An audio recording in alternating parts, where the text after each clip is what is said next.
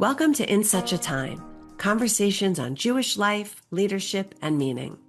Each week, Rabbis Jonathan Jaffe and Liora Landi explore the moments, questions, and ideas that shape who we are and who we aspire to be. And now for this week's conversation. Welcome back to In Such a Time, conversations on Jewish life, leadership, and meaning. I am your co-host, Rabbi Landi, along with Rabbi Jaffe, and today we are going to be talking about God as we are leading up to Yom Kippur.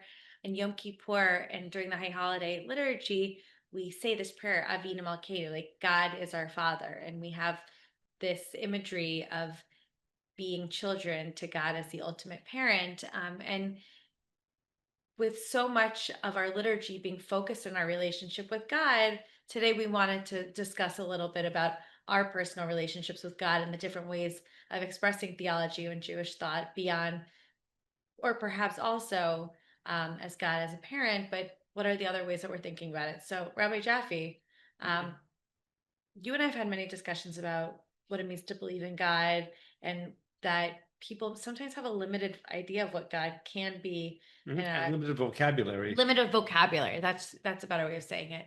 And I want to turn it to you. What are your thoughts? Well, first of all, I just want to say I'm so glad that we're having this conversation. It sounds ironic, but very seldom within the synagogue world do we actually stop and talk about God. And I think that it's something that we can model by having the conversation about it in the first place. Especially here at the time of the Chagim, a time in which many of our congregants will be sitting in the synagogue and reading words on the page, which will find confusing or perhaps confounding. Yeah, And relevant. right. And so I think that you and I having the conversation about how does this land on us? How does it speak to us?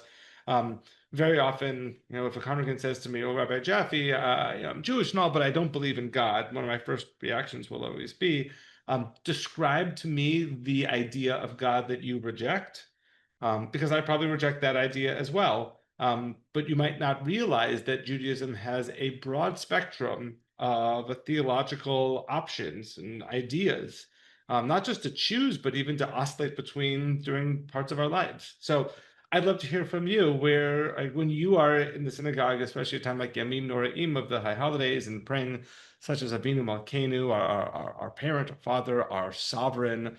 How does that land on you, and how does that connect or not connect with your own identity, feelings about God? So when I was a kid, my parents got me a book, Letters to God. And it wasn't to try to convince me to believe in God or not to believe in God. In fact, in my house growing up, God was very much like a rational kind of idea. Like the things that we see in the world and are what we can understand, like the beauty in the world, nature, connection with one another. That's holiness. That's God. But I had this book about like letters that children wrote to God, and I thought it was just fantastic that you could speak to God. And I didn't really understand what that means. I still don't fully understand what that means because I don't think that God is someone or something that I petition to and that listens and answers. That feels not so authentic to my sense of belief in the world. And I think that the way that I believe in God, or the way that I struggle with understanding what it means to have God in my life, um, is about challenging that every day. When I was in seminary, my we had to write a theology paper. I actually just saw my theology teacher, and I went to him and I said, Dr. Marmer, I I don't know what to say about God. He goes, well, like, you're finishing rabbinical school. Mhm. You should be able to say something. And I said, no, I have a lot to say, but like I believe different things different days. And he goes, I want you to go sit down and write what you believe for the next 30 minutes. Mhm. And that really, really resonated with me, that it gave me permission to have a relationship with the idea of God. And so for me, I think God is very much in line with Mordecai Kaplan's view of the world, is that we God is to be understood in like the things around us. Like what I know to be true, that's where God is. God is in connection between you and me. God is in the idea of like the people of Israel. God is in nature. Like when I look around and I see that there's light and that there's darkness and that there's running water, that's profound, that's beautiful. So that's one version of God for me. Um, and God is about, I think, humbling myself to being in this universe and knowing that I'm just a small, minute fraction of what's happening around me, in an ecosystem that works together. Like we're all part of this project that is life. And that for me, more than anything, is one version of what it means for me to believe. I'm going to change out the word God to like sanctity, um, Mhm. to having like spiritual beliefs. So let me ask you, I'm so glad you shared that. And I think that often my fear on the beam, especially at, let's say, at the holidays, is that our congregants will read the words of the Siddur, read them in a very literal sense, and have the assumption that we clergy on the Bema will also read it in the same literal sense. And that if they don't believe it in literal sense, they'll be poorly judged in our eyes. And I think it's somewhat liberating and often a discovery process for congregants to realize that your own clergy are often not reading the liturgy on a face level basis the way that it's offered. So let me ask you, with the idea of God that you are expressing here, how do you reconcile that with a liturgy that conceives of God, or at least communicates of God in a deeply anthropomorphic, human like way? First of all, like the vocabulary that we use to describe God is our vocabulary. Like we're describing something that we want to have reflected in our own lives. Like we say that we're made in the image of God.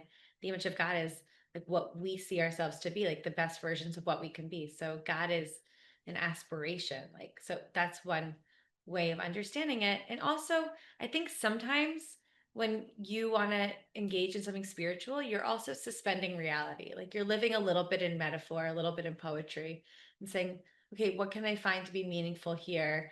Doesn't always have to be, even though I'm saying that for me, God is rational, it doesn't always have to be rational. I'm allowed to contradict myself in that. And I'm allowed to like hold something that doesn't tie itself up fully and feel clean. Like it's nice to stand in front of the Aron Kodesh, the Ark, and say like, wow, God, you're the Father. Even though that doesn't make any sense to me, but that's so nice to feel held, like the idea of like being held and that something's in control. Sometimes we want to feel that way, even if it doesn't fully tie together with the other beliefs in ourselves. Like I think sometimes being in a spiritual quest is just being allowing yourself to feel contradictory things. What do you So, think? well, let me just ask one more. So, what do you say to the congregant who listens to this and says, but wait a second, I do believe in a personal God that hears my prayer and helps to direct my life and maybe even rewards or punishes my acts. Are you calling me a simpleton for reading it in a very literalist direction? Whereas you have the assumption that, of course, we're reading this metaphorically. Is there room for that I as well? I don't think it's of course. That's what I am, Leora Londi, and I live in the world through my own eyes. Like Mhm. it's my own singular experience. Who would I be to tell someone that what they believe what is not true? If they find meaning in that, I want them to be able to be honest with themselves and say, well, why does this give me meaning? And what do I believe to be true? Um, I tell my kids this, like, what do you know to be true? And why do you know it to be true? Like, how can you describe it? And if they say, I don't know why, that's also okay. Like, not necessarily knowing is fine. Mhm. Um, I'm curious, how would you answer that? To someone who believes in a much more literalist approach to God. Yeah. No, I think that within Judaism that there is a binary between rationalist versus non-rationalist concepts of God. And that's not to say that one is better than the other. And I would define that as being that a rationalist idea of God is a God that adheres to the laws of science and nature around us. And whereas the non-rationalist is though to believe in a God that pushes through those boundaries and is able to affect the world around us and is able to speak to us and reward and punish and love us. And I've always, not always, I very much come from, I'd say, even a more extreme spectrum of the rationalist conception of God, and very much with Moses Maimonides is sort of my patron saint of Jewish theology. I'm happy to talk further about that. But just like you, I realize that there's a subjectivity to this. I myself pride myself on at least trying to be rational in my life. And so if you see rationalism as a strength or as a good, then it's natural to want to see God that way. And I'm not saying that we often, I say, especially in Western civilization discourse, use rationalist as a good thing and non-rationalist or unrational, irrational as a negative. And I don't mean in any way in that sense, that there are those who see the world in a much more personal, much more connected way. And sometimes I'm really jealous of them when I go to, let's say, a Catholic funeral or even in some areas of Orthodoxy, like a Chabad funeral, and there is a certain comfort of being said that our loved one is with God and God cares for them and God knows them and God will protect them and keep them. I wish that I had that sort of comfort and belief that is something that is absent from the rationalist system. And so in some way, I envy that. Yeah, I'm with you. Right. Mhm. I have been someone who's always yearned to truly believe. Like I've always wanted to be a true believer. And there's always been a rebellious spark within me. It's like, don't conform, don't believe that. And I listen to both of those things. Like I I can be moved by something that I don't have rational reason to be moved by Mhm. because it's beautiful to me and I feel like I'm overcome with something that I call spirituality. And on the other hand, I have explanation for things. And so I think it's kind of living in that space between of like having explanation for everything in the world. And also a quote that I brought from Abraham Joshua Heschel, one of the great theologians of modern times, is like you always have to be ready to be awed. You don't fear doesn't create love. Being in awe creates moments of love. Curiosity is love. For me, that's my pursuit of God. That's my pursuit of theology, of Jewish thought. Like, what kind of life do I want to lead, and what ideas and what truths do I know lead me in that direction? Right. It's reminds you that the quote Reshit Chochma Yirat Hashem, the beginning of wisdom is is fear of God, but Yirat Hashem is really awe of Yeah. God. And it's so interesting how you can read it both ways. And for some, that fearing God is a avenue towards God in a way that for me doesn't speak to me, but awe certainly does. But let me ask you a question following up. If and I know you're quoting both Kaplan and Heschel, but there's also a certain line of Martin Buber's philosophy of the idea of a subjective understanding of God, and my understanding of God might not be your understanding of God, and there's something valuable and true to that. Are there boundaries, there are limits to that? If we give people the power to say that however they imagine God to be, that that's what God is to them, if God is to me the devil, if God is to me a golden calf, if God is to me, a three-winged angel in the sky, if we are giving the people the ability to subjectively identify their idea of God, what are the limits to that, and how do we qualify that? I think that you can create limits in morality, or you can create societal norms that are there to inform us and to hold us and create cohesion in organization. I don't think you can tell someone what to believe. You cannot control someone's thoughts. You cannot control someone's feelings, someone's like their anima mean, like what I believe to be true in my heart. Can't do that. I think we would be foolish to even try. It's important to be able to express free belief. Mhm. That's really important, but we can say, why do you believe that? And then I think it goes back to like what I know to be true, what I wrote about in my 30 minutes of truth, which I still it's held up. I know for sure. It's like the one thing I know that we're all in this universe together. Yeah. And it's fleeting. And there was a time before us, and there's going to be a time after us. And what we do in the world is completely insignificant and also changes the universe forever. Yeah. And so if it can fit into that, then for me, it makes sense. That's not Jewish. Exactly. That's Yes. not a Jewish thing to say. That's a very, I'm a human and I'm a Jew. So I hold both of those things, Right. one next to the other. I can put my arm around my friend's shoulder, and as my friend says, that I believe very much that there's a God, and that God was incarnate through a son, and that son died for the people's sins. And I can say that's wonderful theology, but that's not that's out of the ballpark of Judaism. You've now just exited with that, and Mazel Tov to you. I think one of the wonderful things about Judaism is that we don't believe that you have to be Jewish to lead a good, fulfilling life. But that we can say, what are the boundaries for our community while still allowing for freedom of expression, freedom of belief of whatever sort you might. Yeah, like how does our understanding of this idea of oneness, how does that inform our choices in our life? How does that lead us towards an ethical, principled life? Right. So I'd love to go a little bit further into, for me, very much the theology of rationalism and Maimonides. And this comes, I've always been an avid reader of Western philosophy. I was a philosophy major, really, nerded out in Aristotle and all of that world in college. And for me, I think this part is a bit of similarity. The closest analogy that I can give to my idea of God is gravity.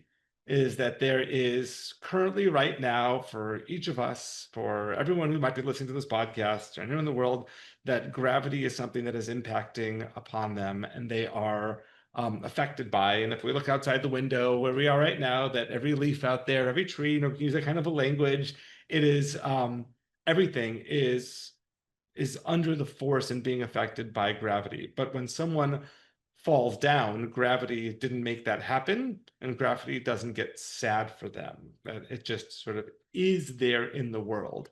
And this is very much within Maimonides, who I'm using this name again, 13th century Jewish philosopher, very much trying to bring Aristotelian metaphysics into Jewish thought. And what do you do with a Torah that conceives of God in a very anthropomorphic way with this theology, metaphysics of Aristotle, and saying that no, but to your point, the Torah speaks in human language. We can never talk about what God is. The best approximation of what God is the metaphor that we use through our language in the Torah, but that should never be taken literally. And that's a huge theological move for him to make at that time period, something that's almost accepted now on assumption. For Maimonides, God is not listening to us. God is not responding. God does not love us. God does not know us. Similarly, how gravity does not have any of those aspects. God is. And it is our responsibility, it's our opportunity not to speak to God, but to try to align ourselves with godliness in the world, like aligning ourselves with gravity, probably not falling off of high buildings, right? So Maimonides would say that prayer is not an attempt to speak to a God who will respond, but an attempt for us to self-assess and to put ourselves into alignment with the world that God has created around us. And Maimonides will speak about this at length. We'll say that he would say the main source of sadness in the human world is that we want the wrong things. That God has created a world in which the things that are most abundant are the things that we need the most. We need air, we need water, we need food, we need clothing. Those are everywhere. And he'll say the things that we need the least are the most precious, are like rare gems, right? But what do? We take the things that are the most rare, that there's no way that most of the people can ever get, and we place those on a pedestal as though those are the most valuable. And we take the things that are the most abundant and we take them for granted. And that prayer is a way of aligning ourselves and reminding ourselves of the real values in the world. Those are of love and companionship and camaraderie and meaning, purpose, and gratitude for all of the things that we have around us, that we have enough food, air, clothing, water to live. And that then I think even a greater turn is that for Maimonides, halacha, or Jewish law, is a way to create an ethical life practice to be most in step with the world around us. If you live a halakhic life, and this goes to earlier podcasts we've had, it means you're regularly offering blessings before you eat, and you have gratitude, and you're in tune with the nature and the seasons and the holidays, and you are seeking to align yourself with the ebb and flow of the world. And here, I'll say one last thing. I'm going to sound, now you'll make fun of me, I'll sound like a hippie Hawaiian surfer rabbi for a moment. But some of my greatest philosophizing comes while like sitting in the water on a surfboard, bobbing up and down, waiting for a wave to come, and maybe watching a dolphin appear over the horizon is probably the most spiritual experience I can think Why of. would I think that? Why would I Yeah. make fun of that? That sounds like Eden. And it's great. You're up, let's say, for 2 hours, and you have no phone and no music you're listening to, and you're just there out in nature. I have to say, it's very. You should try it sometime, Rabbi. We'll go. But what I was trying to say is, when you are Bit in, by a shark. for those of us who spend time in the ocean, when you go down to the beach, there's a break, and there's a channel to paddle out, and there's a current. And if you want to be successful, you're gonna not dictate to the ocean what you're gonna do. Respect it. You're gonna respect it, and you're gonna follow the ocean, and you're gonna remember that you can paddle straight into the waves and take one after another right in the face, or you can find the channel, paddle out through the channel where the world wants you to go, and be there in the right place. I think Maimonides, if he was a surfer and he lived in Egypt, so not far from the water in Alexandria, that he would say that is what living a Jewish life is through prayer and observance, placing yourself in the channel of godliness and being able to then experience fulfillment, being in rhythm, in calibration with the world as it is intended. That's beautiful. That's really, it's really beautiful. Now we're gonna get you in the water. I've never been opposed to it. I'm a swimmer. Just open water scares me. So let me ask you a question, if I can. That idea of Maimonides, the idea of a God that doesn't love you or care about you, or I wouldn't say that Maimonides says God doesn't care about you. Like I just don't think that that's the language that's used. It's just like, this is God, and this is the way of the world, and this is how we respect God, and this is how we live a holy life through this structure, this infrastructure that we have. It's interesting reading Maimonides, because Maimonides says different things at different times. Yeah. And some would attribute this to that his earlier book, the Mishneh Torah, is much more for like Am Haaretz, the general public, and it's written in Hebrew for the general people. And then, a decade later, he writes Yad Nevuchim, the Guide for the Perplexed, and that's written in Arabic, and that's the philosopher's language, and that's really for sort of the elite class. And then he's going to whisper sort of what he really believes. Others think that maybe it's because he went through the trauma of his brother dying at sea. Between the two books, his brother was his main benefactor throughout his life, and perhaps he changes, just as we talk about that our philosophy might change. But even in the Mishneh Torah, in the introduction where he speaks about the attributes of God, he really goes quite Aristotelian in talking about God as a ultimate source, an unmoved mover in the world, and to care or to change is to move. But I want to then go back to you were saying, talking about Heschel. And I love this one thing that Heschel spoke about. He said that Maimonides conceives of God as the most powerful way possible. And for Maimonides, that means you can't change. It means it has to be, completely devoid of human emotion. And the Heschel response to this is to say, that's not power. That's scary. That's being a robot. That's a psychopath. Is something. Why does it make God less powerful to make God more personable and accessible?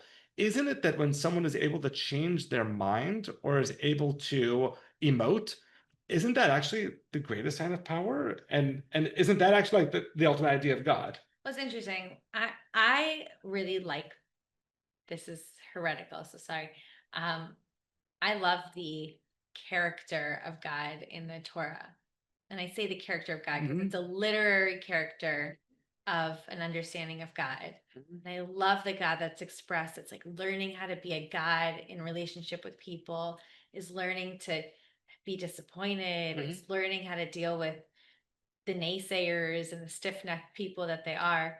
And God has to develop, or the character of God develop. God is learning. God's learning, and it's so permissive for us to do better, to figure it out, to reassess. And I mean, when we're looking at God as in the metaphor of parent, like the God in the Torah is the parent that's like at the early stages dealing with teenagehood.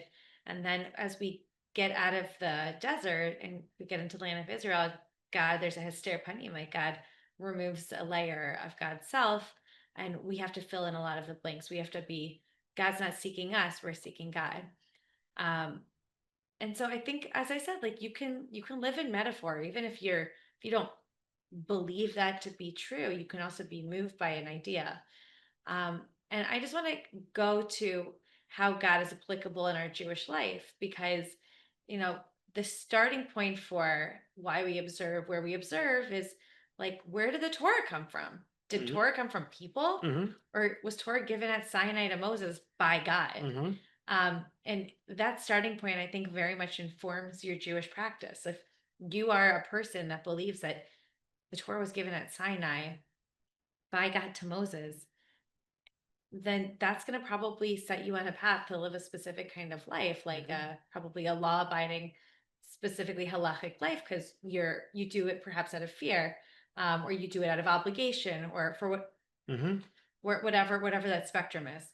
But if you don't believe that it was given at Sinai, or if you believe that the Torah is a recollection of a belief system of a people that we are the long-term trajectory of, we're the inheritors of, um, that doesn't mean that it's any less powerful. For me, that's even more powerful. Like Mordechai Kaplan talks about, like, it's not that it was given at Sinai, but we've made this to be important, and it has things to be taken, has like fruit to be taken from it. And we, the people of Israel, the inheritors of this tradition, we find godliness by engaging in it as a community.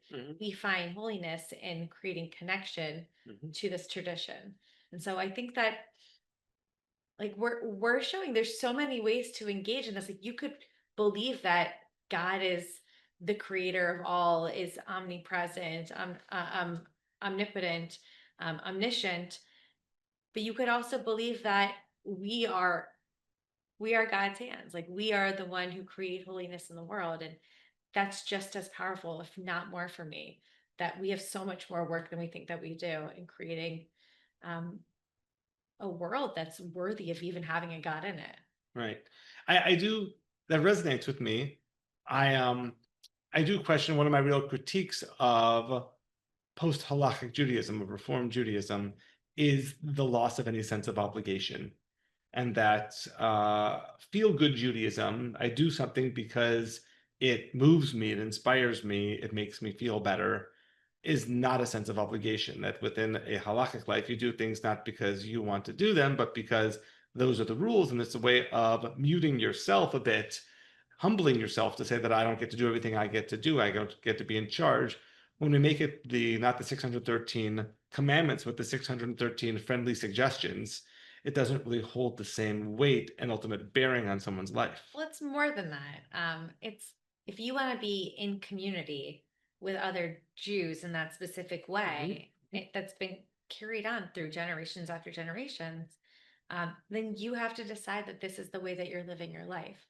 And I had I knew a psychologist who was an Orthodox Jew, and we were studying together a text that says "Ani mamin be'emunah shlema," like, I believe with full faith. And again, this was an Orthodox Jewish man raising his family in an Orthodox Jewish setting, an Orthodox Jewish community in Israel. And he goes, "I hate this line." And I said, "Why?" He goes, "Because I don't believe anything with full faith." He goes, "That doesn't make any sense to me. I live in question. I live in contradiction. I live in crisis of faith every day. That's how I live. I live with obligation to this tradition, and I'm not giving it up, but I live with deep critique, and in conversation." Well, I think that goes to the definition of the word belief, and ma'min ma'min she, like believing in or believing that. That is that I don't see belief as being something that it is a one-time decision that then sticks for the rest of your life. Sure. That we feel things and we even believe things in different ways in different times of our life. And to say that I am currently, this is idea that is meaningful and true to me doesn't mean that it will always remain meaningful and true to me, and I can't be open to other truths or to the fact that I can be persuaded. And here I go back to your idea of God that you discussed. I think that if we attribute to God as the ultimate idea of goodness in the world, the idea of persuadability, it means that to be in God's image means to be open and welcome to being persuaded. And that if you are believing, if there's a belief in a fundamentalist sense, it means that you cannot be swayed. And I don't think that Yeah. that's personally for the way that I understand my Judaism, that's completely foreign to me. That's forward, and that's even idolatrous for me. Right. Yeah. That we need to be open at all times to new ideas, new opinions, new thoughts, and that we are constantly learning. We talk very often, we're coming up on Simchat Torah, then we read the same text again and again, but it's a mirror because we change and we see different things in it each time. But let me ask you another common question that comes up around theology, which is, of course, the question of theodicy, and that is the coexistence of God and suffering. And if you do believe in a God, or if there are some that believe in a God that knows us, loves us, punishes, rewards us, then what do you do about those who suffer? How do you post-Holocaust, post-October the 7th, how do you talk about a God that allows atrocities to happen? I'm gonna let you answer that first. I want to sit on that and think about that for 1 second before I just speak. Sure, I'm going to go to my favorite guy, Maimonides. Is that okay? Yeah. So, out of all the answers to theodicy, Maimonides to me gives the most salient answer. Maimonides says there's really three kinds of suffering in the world, and this is from Guide to the Perplexed. He says that the first kind of suffering is what we call natural disasters, and we live in a physical world in which sometimes physical elements have dangerous outcomes. That wind, air, fire. There could be earthquakes. There could be tsunamis. That terrible things happen. But those are life-sustaining forces that sometimes completely randomly have terrible effects, but those forces create life infinitely more than they destroy life. And maybe a more current example would be that we know that cell mutation leads to the origin creation of the species. Yeah. We wouldn't be here as humans if there wasn't cell mutation, and yet cell mutation causes cancer and other diseases. Yeah. That's not to say that it's not a terrible, tragic thing that happens, but cell mutation is a fact of life. And Maimonides would say that these are awful, tragic elements, but these are not things that God is deciding or making happening. These are natural ramifications of living in a physical Not judgment. They're not. It's not things that happen out of judgment. When you live if you live in a glass castle, once in a while things are going to get broken. We live in a physical world of coming to be and going away, of deterioration. We do not live in a world full of knee pads and elbow pads. Bad things sometimes just happen, he would say. Yeah. But he would say that this is by far and away the least amount of bad happening in the world. He said the next level of this is people using their free will to hurt other people. Yeah. Right. But if we are going to claim that we have the ability to change our own lives, make decisions, we can't cause God. We can't blame God. If I took a book right here and on podcast started wheeling away and hitting you on top of the head with a book, We'd and be the #1 podcast. and then I turn to the podcast and say, well, God made me do it, right? I don't think that defense would hold up because we all know that we're making our own decisions. We all assume that. So similarly, whether it's the Nazis, whether it's Hamas, whether it is the Tree of Life shooter, we can't say that God made this happen. These were individuals with free will making terrible, awful choices.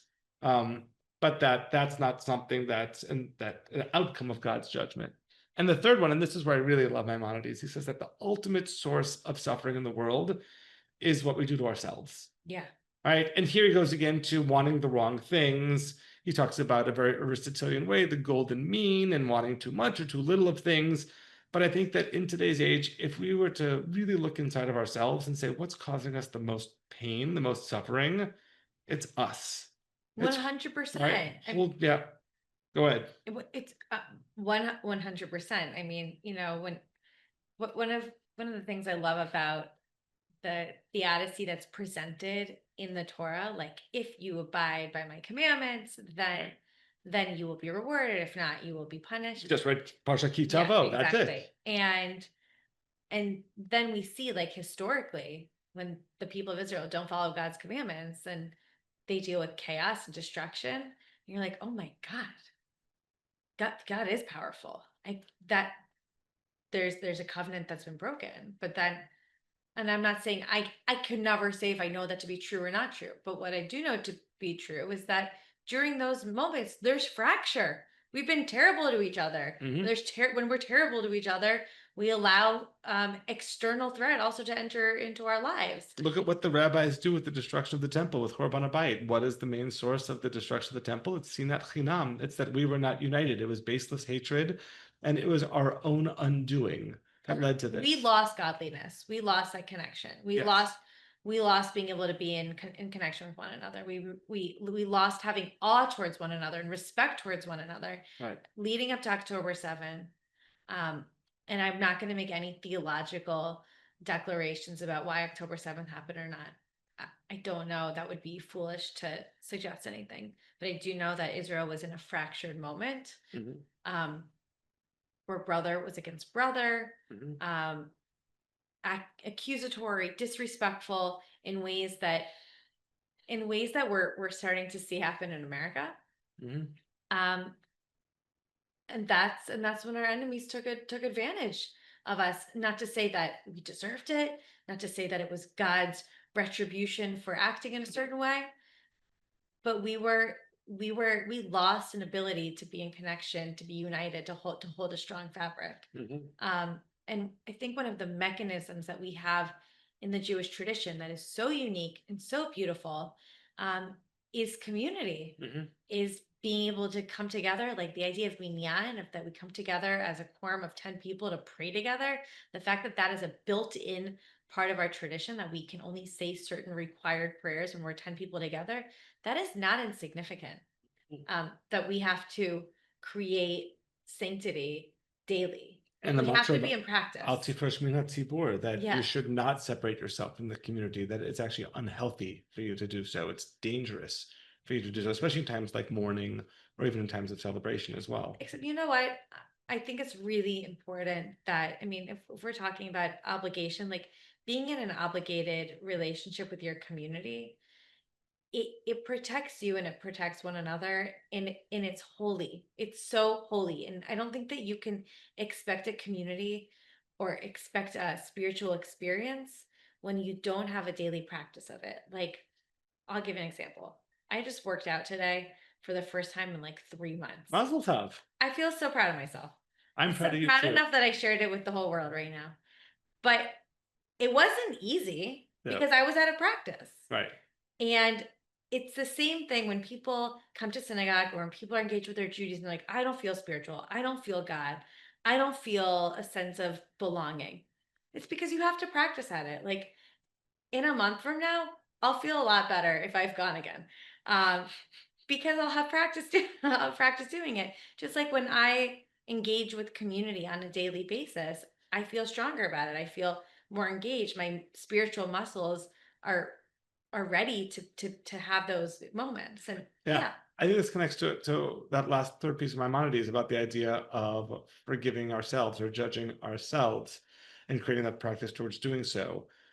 I find, especially at the high holidays, for me, the hardest part is not in forgiving others, but it's taking that time to really forgive ourselves and not carrying that weight. That when we sing Kol Nidre about broken vows, those are also vows to ourselves. I promised I was going to work out every day. I promised I was going to do this and that. And I find that we carry so much of that weight with us that really, that if we can come out of the high holidays with the sense of accepting ourselves for all the blemishes we have, I feel there's very deep meaning to that. That we often use the saying that do unto others as you would have done to you. And I know that that's a Christianization version out of Leviticus, yes, but the idea of doing to others as others would do to you, the hard part usually for people is not the doing to others. The hard part is what you would have done to you. It's treating yourself with the same kindness and generosity that you pride yourself on showing others. You know, people who are not so nice, we know, they don't usually like themselves too much. And Broken people. What is it? Broken people break people. There's something about that yeah, they do. Yes. and I think Hurt that people hurt people. people who have a sense of who they are in the world and people who have a sense of belief about the universe, about themselves, like people who are grounded, um, have a holiness to them. I'll go one further if I could. Yeah. I want to change something you were saying. I think that one source of true unhappiness, unfulfillment in today's society is a lack of a sense of obligation. Mm. Is that I'm not beholden to anything, but because of that, I don't have that sense of community or purpose or mission. And it's something I envy for those friends, family I have that are much more observant in their life. There's a real sense of purpose in this world and living a Jewish life, a sense of fulfillment. Maybe you think I'm being Pollyanna, putting this on a pedestal. No, not at all. But I think that with the breakdown of of American communal life and American service and the idea of obligation, I think that it leads us to great unhappiness. I'm going to use a terrible metaphor here, but it's kind of like, the marketing executives will tell you that when you go into ShopRite and there are 80 ketchups, it's a lot harder than when you go to Trader Joe's and there's 2 ketchups or 3 ketchups. If everything is available to you all of the time, it's overwhelming. And if you don't have any sense of framing for it, when we have a frame to say that this is my community or this is where my choices end, because I need to give up a little of my personal freedom in order to be part of a community. This is much more like the philosopher Isaiah Berlin's idea of positive freedom versus negative freedom. Not freedom from the things that keep me in, but freedom to, because of obligations I make. I think that we are woefully lacking in positive freedom in today's society. I mean, I'm going to tie it back to the beginning. Yeah. As we should probably wrap up. As we wrap up our thoughts, but when you're standing in front of the Aron Kodesh saying Avinu Malkeinu, having a sense of reverence for a God, even if you don't believe in that kind of God, but a God that you have to, I don't want to say lower, but lower yourself towards or have respect towards, that is setting up a modeled relationship of how you need to see yourselves in the world. You need to have something that you work towards, something that you care about, something that you feel obligated towards, like your parents. Whether you like your parents, don't like your parents, love your parents, don't love your parents, you have a respect towards your parents. That's a built-in, and you're supposed to have a respect towards the tradition. Yeah. That's lovely. I'm going to wrap up, and we're going to then share some suggestions, if that's okay. I want to say one last thing about Avinu Malkeinu, which is where we started, which is, for me, one way that I really interpret and take meaning from the words of Avinu Malkeinu, our parent, our sovereign, is seeing it as a contradiction in terms. My parent is something that is very much close to me, something I know, something that cares about me. Sovereign, think about a sovereign for someone when this liturgy was written, 1,500 years ago. A sovereign was someone who, a remote power beyond anything I can imagine, who has no personal connection to me. It's very much the rationalist and non-rationalist ideas of God. It's the two poles. And the fact that we approach God through contradiction, I think for me is speaks so much to my idea of godliness and the idea that each of us has the opportunity to explore different God ideas. So with that, I'm going to give a couple of suggestions of God ideas. For those of you who are interested in learning more of Jewish theology, I'm going to give kind of in levels. A good starter 101. I love the book Great Jewish Thinkers by Nomi Pesachov. It's a great way to start with 2 or 3 pages on different Jewish thinkers, their times they lived, and their basic thought.